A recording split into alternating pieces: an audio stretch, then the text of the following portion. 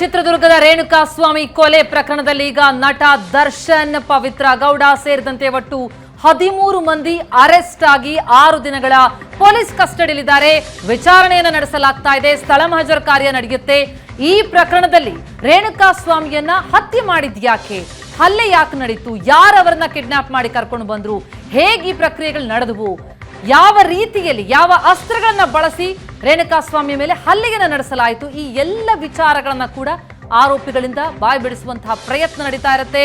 ವಿಚಾರಣೆ ನಡೆಸಲಾಗ್ತಾ ಇದೆ. ಜೊತೆಗೆ ರೇಣುಕಾಸ್ವಾಮಿಯ ಮೇಲೆ ಹಲ್ಲೆಯಾದಂತಹ ಜಾಗ ಏನಿದೆ, ಆ ಶೆಡ್ಗೆ ಕರೆದುಕೊಂಡು ಹೋಗಿ ಸ್ಥಳ ಮಹಜರ್ ಕಾರ್ಯವನ್ನ ನಡೆಸಲಾಗುತ್ತೆ. ಎಷ್ಟು ಜನ ಬಂದಿದ್ರು, ಯಾರೆಲ್ಲ ಇದ್ರು, ಎಲ್ಲಿ ನಿಂತಿದ್ರಿ, ಯಾವ ರೀತಿಯಲ್ಲಿ ಹಲ್ಲೆ ಮಾಡಿದ್ರಿ, ಇದೆಲ್ಲದರ ಬಗ್ಗೆ ಮಾಡಲಾಗುತ್ತೆ. ಈ ಸಂದರ್ಭದಲ್ಲಿ ಬಹಳ ದೊಡ್ಡ ಲಾಸ್ ಅಂತಂದ್ರೆ ರೇಣುಕಾಸ್ವಾಮಿಯ ಕುಟುಂಬಸ್ಥರಿಗೆ. ರೇಣುಕಾಸ್ವಾಮಿಯವರ ತಾಯಿ ಈಗ ನಮ್ಮ ಜೊತೆ ಸಂಪರ್ಕದಲ್ಲಿದ್ದಾರೆ. ಮೇಡಮ್ ನಮಸ್ತೆ. ನಮಸ್ತೆ, ಹೇಳಿ ಮೇಡಮ್. ಮೇಡಮ್, ನಿಜಕ್ಕೂ ಕೂಡ ಬಹಳ ದೊಡ್ಡ ದುರಂತ. ತಮ್ಮ ಒಬ್ಬ ಮಗನನ್ನ ತಾವು ಕಳ್ಕೊಂಡಿದ್ದೀರಿ. ಒಂದು ಮೆಸೇಜ್ ಹಾಕಿದ್ದಕ್ಕೆ ಆತನನ್ನ ಕೊಲೆ ಮಾಡಲಾಯಿತು ಎನ್ನುವಂತಹ ಆರೋಪ ಸದ್ಯಕ್ಕೆ ಕೇಳಿ ಬರ್ತಾ ಇರೋದು. ತಾವು ಅವನನ್ನ ಅಂದ್ರೆ ತಮ್ಮ ಮಗನನ್ನ ಕೊನೆ ಬಾರಿ ನೋಡಿದಂತಹ ದಿನ, ಆ ದಿನದಿಂದ ತಾವು ನೆನಪಿಸ್ಕೊಳ್ತಾ ಬರೋದಾದ್ರೆ ಏನಾಯ್ತು ಆವತ್ತು, ಏನಂತ ಹೇಳಿ ಮಗ ಹೊರಗೆ ಹೋದದ್ದು? ಮೇಡಮ್, ಅವನು ಅಪೋಲೋ ಫಾರ್ಮಸಿ ಒಳಗೆ ಕೆಲಸ ಮಾಡ್ತಾ ಇರ್ತಾರೆ. ಅವರು ಅಪೋಲೋ ಫಾರ್ಮಸಿಯಲ್ಲಿ ಕೆಲಸ ಮಾಡ್ತಾ ಇದ್ದಾರೆ. ಶನಿವಾರ ಬೆಳಗ್ಗೆ 9:30 ಇಲ್ಲಿಂದ ಮನೆಯಿಂದ ಟೀ ಕುಡಿದು ಹೋದರು.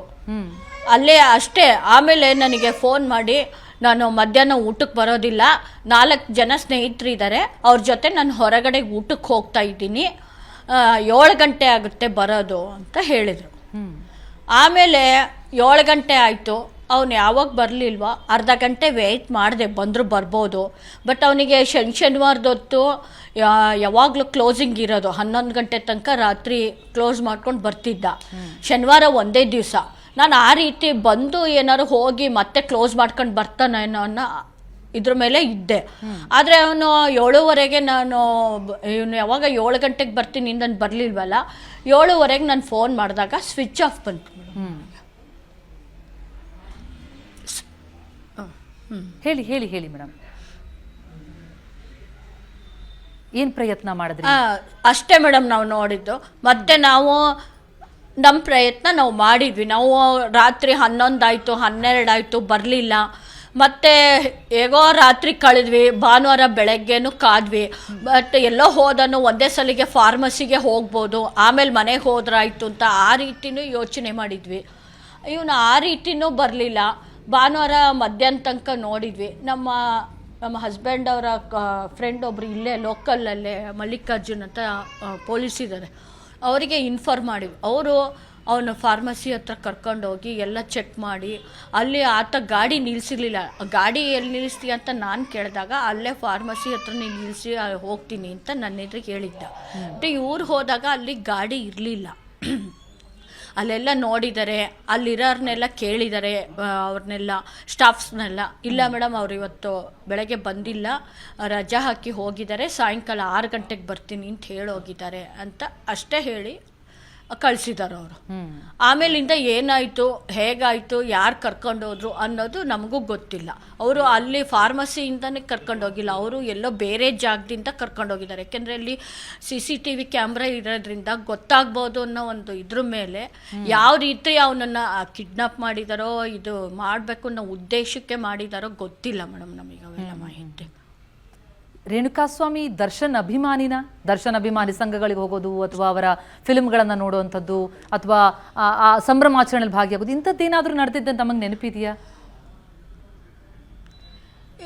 ಇಲ್ಲ ಮೇಡಮ್, ಅವನು ದರ್ಶನ್ ಅಭಿಮಾನಿನೂ ಅಲ್ಲ, ಯಾವ ಸಿನಿಮಾ ಅಭಿಮಾನಿನೂ ಅಲ್ಲ ಮೇಡಮ್. ಅವ್ನಿಗೆ ಕ್ರಿಕೆಟ್ ಒಂದು ಬಿಟ್ಟರೆ ಇನ್ಯಾವ ಹುಚ್ಚು ಇರಲಿಲ್ಲ ಅವನಿಗೆ.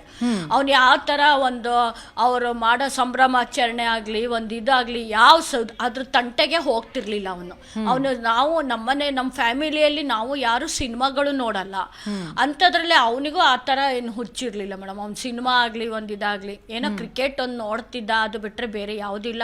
ಅವನ ಅಭಿಮಾನಿ ಅಂತಲೂ ಅವನು ಎಂದೂ ಹೇಳ್ಕೊಂಡಿಲ್ಲ ಮೇಡಮ್. ಯಾವತ್ತೂ ದರ್ಶನ್ ಬಗ್ಗೆ ಮಾತನಾಡೋದಾಗ್ಲಿ, ದರ್ಶನ್ ಚಿತ್ರಗಳ ಬಗ್ಗೆ ಅಥವಾ ಅವರ ಕುಟುಂಬದ ಬಗ್ಗೆ ಇದೇನಾದ್ರು ಮಾತಾಡಿದ್ ತಮಗೆ ನೆನಪಿದ್ಯಾ? ಇಲ್ಲ ಇಲ್ಲ ಅಂದ್ರೆ ಯಾಕೆ ಪ್ರಶ್ನೆ ಬರ್ತಾ ಅಂತಂದ್ರೆ ಏನು ಸಿನಿಮಾದರ್ದು ಯಾರ್ದು ಅವನು ಮಾತಾಡ್ತಾ.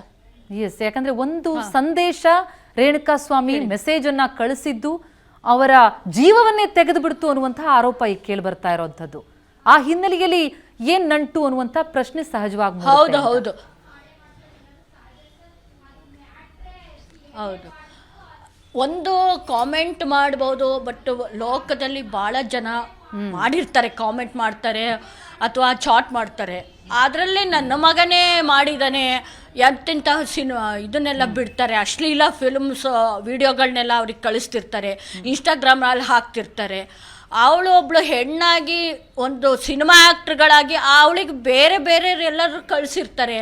ಅವ್ರದನ್ನೆಲ್ಲ ಬಿಟ್ಟು ನನ್ನ ಮಗನೇ ಕಳಿಸಿದ್ದಾನೆ ಅನ್ನೋದು ದೊಡ್ಡದು, ಅದೊಂದು ಇಶ್ಯೂ ಮಾಡಿ ಈ ರೀತಿ ಕೊಲೆ ಮಾಡಿಸಿದಾಳೆ ಅಂದರೆ ಅವಳು ಒಂದು ಹೆಣ್ಣು ಅಂತ ಹೇಳ್ತಾರೆ ಮೇಡಮ್. ಹಂಗಾರೆ ಅವಳಿಗೆ ಮನುಷ್ಯತ್ವ ಅನ್ನೋದು ಇದೆಯಾ ಅವಳಿಗೆ? ಅದನ್ನು ಮಾತು ಕಟ್ಕೊಂಡು ಈತ ಒಬ್ಬ ದೊಡ್ಡ ಮೇರು ನಟ, ನಾನು ದೊಡ್ಡ ಆ್ಯಕ್ಟರು, ಇವ್ನು ಖಳನಾಯಕ ಅನ್ನೋದು ನಮಗೆಲ್ಲ ಗೊತ್ತಿದೆ. ಯಾಕೆಂದರೆ ಅವನು ಮೇಲ್ನೋಟಕ್ಕೆ ಅವ್ನು ಮೇರು ನಟ ಆಗಿರ್ಬೋದು, ಅವನ ಒಳಗಿನ ಮುಖ ಏನಿದೆ. ನನ್ನ ಮಗನ ಕಳ್ಕೊಂಡಿರೋ ದುಃಖದಲ್ಲಿ ಹೇಳ್ತಾ ಇದ್ದೀನಿ ಮೇಡಮ್. ನನಗಿವತ್ತು ನನ್ನ ಮಗ ಇಲ್ಲ, ನನ್ನ ಸೊಸೆ ನೋಡಿದರೆ 5 ತಿಂಗಳು ಬಸ್ರಿ ಇದ್ದಾಳೆ. ಅವಳಿಗೆ ಯಾರು ಪರಿಹಾರ ಕೊಡ್ಬೇಕು ಮೇಡಮ್? ಈಗ ಅದು ಕಂದ ಅಳ್ತಾ ಇದೆ, ನನ್ನ ಗಂಡ ಬರ್ತಾನೆ, ಇವತ್ತು ಬರ್ತಾನೆ, ನಾಳೆ ಬರ್ತಾನೆ ಅಂತ ಕಾಯ್ತಾ ಇದೆ.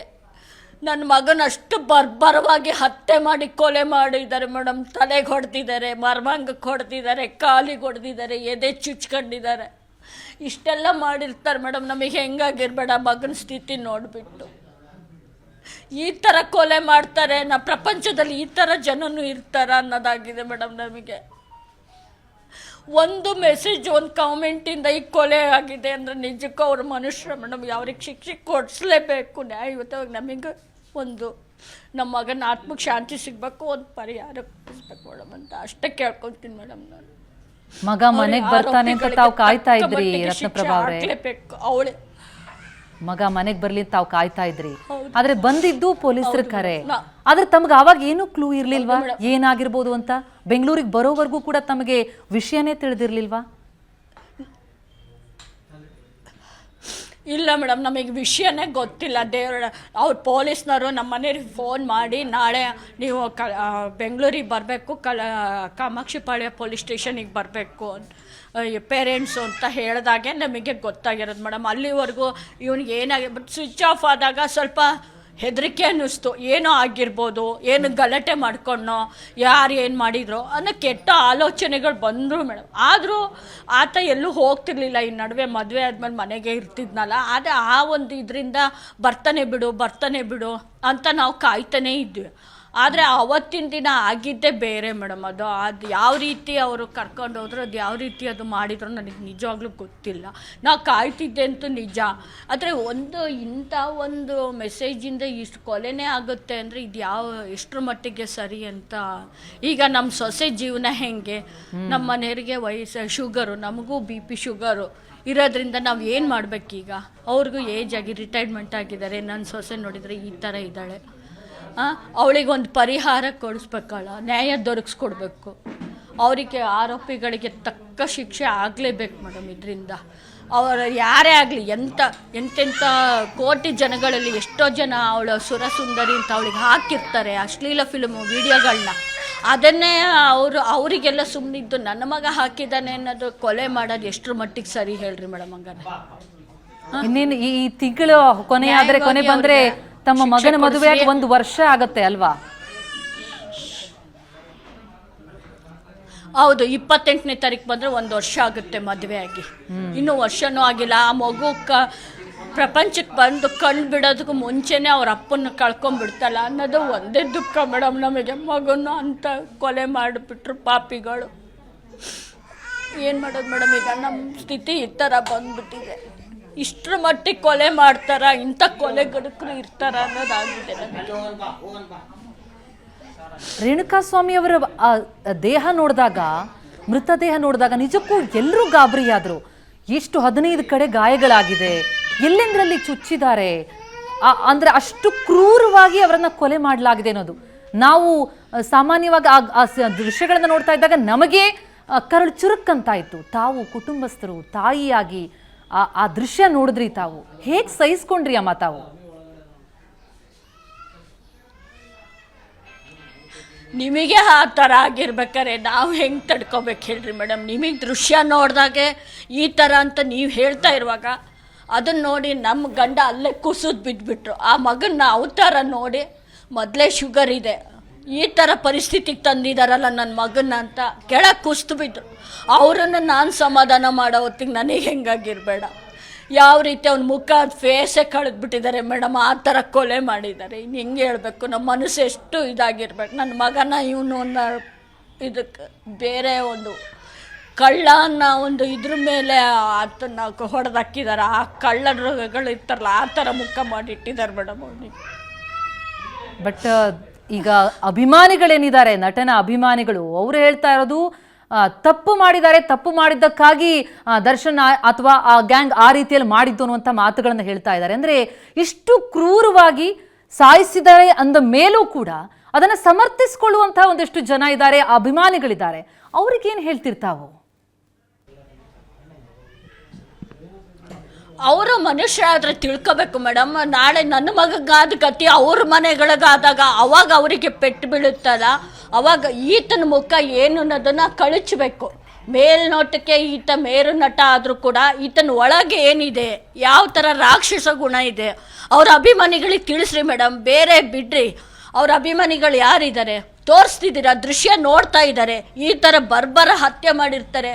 ನನ್ನ ಮಗನ ಬಾಡಿ ಸಿಕ್ತು, ನಾಳೆ ಅವ್ರ ಮಕ್ಕಳು ಬಾಡಿ ಸಿಗದೆ ಕೊಲೆ ಮಾಡ್ತಾರಲ್ಲ ಮೇಡಮ್, ಅವಾಗ ಏನು ಹೇಳ್ತೀರಾ ನೀವು? ಅಲ್ಲ, ಅವರು ಸಮರ್ಥಿಸ್ಕೊಳ್ತಾ ಇದ್ದಾರೆ, ಬಾಡಿ ಸಿಗಲ್ಲ ಅಂದ್ಮೇಲೆ ಈ ಕೊಲೆಯನ್ನ ಸಮರ್ಥಿಸ್ಕೊಳ್ತಾ ಇದ್ದಾರೆ ದರ್ಶನ್ ಅಭಿಮಾನಿಗಳು. ನಮ್ಮ ಅಣ್ಣ ಮಾಡಿದ್ದು ಸರಿ, ಅವ್ರು ಸಮರ್ಥಿಸ್ಕೊಂಡ್ರಿ, ಯಾಕಂದ್ರೆ ತಪ್ಪು ಮಾಡಿದ್ದಾರೆ ಅದಕ್ಕಾಗಿ ಈ ರೀತಿಯಾದಂತಹ ಕೃತ್ಯ ನಡೀತು ಅಂತ ಸಮರ್ಥಿಸ್ಕೊಳ್ತಾ ಇದ್ದಾರೆ. ಇಂಥ ಮನಸ್ಥಿತಿ ಬಗ್ಗೆ ಏನ್ ಹೇಳ್ತೀರಿ ಅಂತ? ಅಲ್ಲ, ಅದು ಅವ್ರಿಗೆ ಬಿಟ್ಟಿದ್ದು, ಅದು ರಾಕ್ಷಸ ಗುಣ ಮೇಡಮ್. ಅವರು ಸಮರ್ಥನೆ ಮಾಡ್ಕೊಂಡ್ರೆ ಅದಕ್ಕೆ ನನ್ನ ಮಗನ ಜೀವ ತಕ್ಕೊಂಡ್ರಲ್ಲ ಅವ್ರು ಮಾಡಿದ್ದೆ ಸರಿ ಅನ್ನೋದಾದ್ರೆ ಹಂಗಾರೆ ಅವನಿಗೂ ಶಿಕ್ಷೆ ಕೊಡ್ರಿ. ಅವನಿಗೆ ಬೇರೆಯವ್ರು ಅವನಿಗೆ ಮಾಡಿದ್ರೆ ಅವ್ರು ಮಾಡಿದ ಸರಿ ಅಂತ ನಾವು ಹೇಳ್ತೀವಿ. ಅವಾಗ ಈಗ ಬೇರೆ ಆಕ್ಟರ್ಗಳ ಅಭಿಮಾನಿಗಳು ಆತನಿಗೆ ಹೊಡೆದಾಗ ಆತ ಮಾಡಿದ್ದೆ ಕರೆಕ್ಟ್ ಅಂತ ನಾವು ಹೇಳ್ತೀವಲ್ಲ, ಅವಾಗ ಕೊಲೆ ಮಾಡಿದ್ದನ್ನು ಸಮರ್ಥಿಸ್ಕೊಳ್ತಾ ಇದ್ದಾರೆ ದರ್ಶನ್ ಅಭಿಮಾನಿಗಳು. ಅಂತಹ ಅಭಿಮಾನಿಗಳಿಗೆ ತಾವು ಮಗನನ್ನ, ಹೆದ್ದ ಒಬ್ಬ ಮಗನನ್ನ ಕಳ್ಕೊಂಡಿದ್ದೀರಿ, ತಾವು ತಾಯಿಯಾಗಿ ಆ ಅಭಿಮಾನಿಗಳಿಗೆ ಏನ್ ಹೇಳ್ತೀರಿ? ಇಂಥ ಅಭಿಮಾನಿಗಳಿಗೆ ಅಲ್ಲ, ಅದನ್ನೇ ಹೇಳ್ತಾ ಇದ್ದೀನಲ್ಲ ಮೇಡಮ್, ಅವ್ರು ತಿಳ್ಕೋಬೇಕು ನನ್ನ ಮಗನ ಯಾವ ಥರ ಹತ್ಯೆ ಮಾಡಿದ್ದಾರೆ, ನಾಳೆ ನಮಗೂ ನಮ್ಮ ಬಾಸೇ ಈ ಥರ ಮಾಡ್ತಾನೆ ಅನ್ನೋ ಅರಿವು ಅವ್ರಿಗೆ ಬರಬೇಕು. ಹಂಗಾದ್ರೆ ಅಷ್ಟೇ, ಅದು ಬಿಟ್ಟರೆ ಇನ್ನೇನು ಇದಿಲ್ಲ. ಸಮರ್ಥನೆ ಮಾಡಿಕೊಂಡ್ರೆ ಅದಕ್ಕೆ ಅವರೇ ಹೊಣೆಯ ಮೇಡಮ್, ನಾವೇನು ಮಾಡೋಕ್ಕಾಗಲ್ಲ. ಈಗ ಹೋಗಿದ್ದಾನೆ ಮಗ, ಕೊಲೆ ಮಾಡಿದ್ದಾರೆ, ಆಯಿತು, ನಮಗೆ ನ್ಯಾಯ ದೊರಕಿಸ್ಕೊಡ್ರಿ, ನನ್ನ ಸೊಸೆಗೆ ಒಂದು ಪರಿಹಾರ ಮಾಡಿರಿ ಅಂತ ಅಷ್ಟೇ ಕೇಳ್ಕೊತಾ ಇದ್ದೀನಿ. ಈಗ ಅಮ್ಮ, ಈಗ ಹೇಳ್ತಾ ಇರುವಂತದ್ದು ಏನು ಅಂತಂದ್ರೆ, ದರ್ಶನ್ ಏನು ಮಾಡಿಲ್ಲ, ಇದನ್ನ ಸಿಲುಕಿಸ್ತಾ ಇದ್ದಾರೆ, ಈ ಕೊಲೆಯಲ್ಲಿ ದರ್ಶನ್ ಅವರನ್ನ ಸಿಲುಕಿಸಲಾಗ್ತಾ ಇದೆ ಅನ್ನುವಂತ ಮಾತುಗಳು ಕೇಳಿ ಬರ್ತಾ ಇದೆ. ಇದಕ್ಕೇನಂತಿರ್ತಾವು? ಅವರು ಕೊಲೆ ಮಾಡಿದ ಅಪರಾಧಿಗಳೇ ನಾವೇ ಮಾಡಿರೋದು ಅಂತ ಹೇಳಿರುವಾಗ ಅವನು ಮಾಡಿದನೋ ಬಿಟ್ಟಿದನೋ ಅಂತ ಗೊತ್ತಿರೋ ನನ್ನ ಮಗನೇ ಎದ್ದು ಬಂದು ಹೇಳ್ಬೇಕು ಮೇಡಮ್. ಈಗ ಹಾಗೆ ಕೇಳಿದ್ರೆ ನಾನು ಏನು ಹೇಳೋಕ್ಕಾಗುತ್ತೆ? ಅವರು ತಪ್ಪಿಸ್ಕೊಳ್ಳೋಕ್ಕೆ 108 ದಾರಿ ಹೇಳ್ಬೋದು, ನಾನು ಮಾಡಿಲ್ಲ, ನಾನು ಹೋಗೇ ಇಲ್ಲ, ನಾನು ಈಗ ಇಡೀ ಜಗತ್ತೇ ನೋಡ್ತಾ ಇದೆ ಅರೆಸ್ಟ್ ಆಗಿರೋದು. ನಾನು ಅರೆಸ್ಟ್ ಆಗಿದ್ದಾರೆ, ನಮ್ಮ ಬಾಸ್ ಅರೆಸ್ಟ್ ಆಗಿದ್ದಾರೆ, ಅವ್ರನ್ನ ಯಾವ ರೀತಿ ಬಿಡುಗಡೆ ಮಾಡಬೇಕು ಅನ್ನೋದ್ರ ಬಗ್ಗೆ ಅವ್ರು ಇದನ್ನ ಮಾಡ್ತಾರೆ ಅಷ್ಟೇ. ಕೇಳ್ತಾ ಇದ್ದಾರೆ ಅಂತ, ಅದಕ್ಕೋಸ್ಕರ ನಾವು ಹೇಳ್ತೀವಿ. ಏನ್ ಆಗ್ರಹಿಸ್ತೀರಿ ಅಮ್ಮ? ಇವಾಗ ಈ ಕೇಸ್ನಲ್ಲಿ ಇವಾಗ ತನಿಖೆ ನಡೀತಾ ಇದೆ, ವಿಚಾರಣೆಯನ್ನ ನಡೆಸಲಾಗ್ತಾ ಇದೆ, ನ್ಯಾಯ ಸಿಗಬೇಕು ಅಂತ ಆಗ್ರಹಿಸ್ತೀರಾ ತಾವು?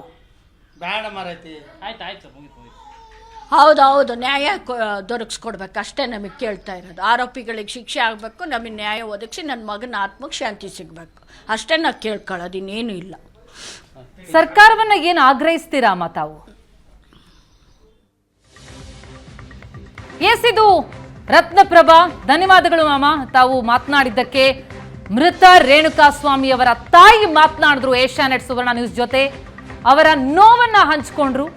ಅವರ ಆಕ್ರೋಶ ಇರುವಂತದ್ದು, ಈ ರೀತಿ ಬರ್ಬರವಾಗಿ ಹತ್ಯೆ ಮಾಡಲಾಗಿದೆ ತನ್ನ ಮಗನನ್ನ. ಆರೋಪಿಗಳಿಗೆ ಶಿಕ್ಷೆಯಾಗಬೇಕು. ಈ ಕೃತ್ಯ ಎಸಗದವರಿಗೆ ಶಿಕ್ಷೆಯಾದರೆ ಮಾತ್ರ ನನ್ನ ಮಗನ ಸಾವಿಗೆ ನ್ಯಾಯ ಸಿಗುತ್ತೆ ಅಂತ ಆ ನೊಂದ ಜೀವ ಆಕ್ರೋಶವನ್ನ ಹೊರಹಾಕ್ತಾ ಇರುವಂತದ್ದು.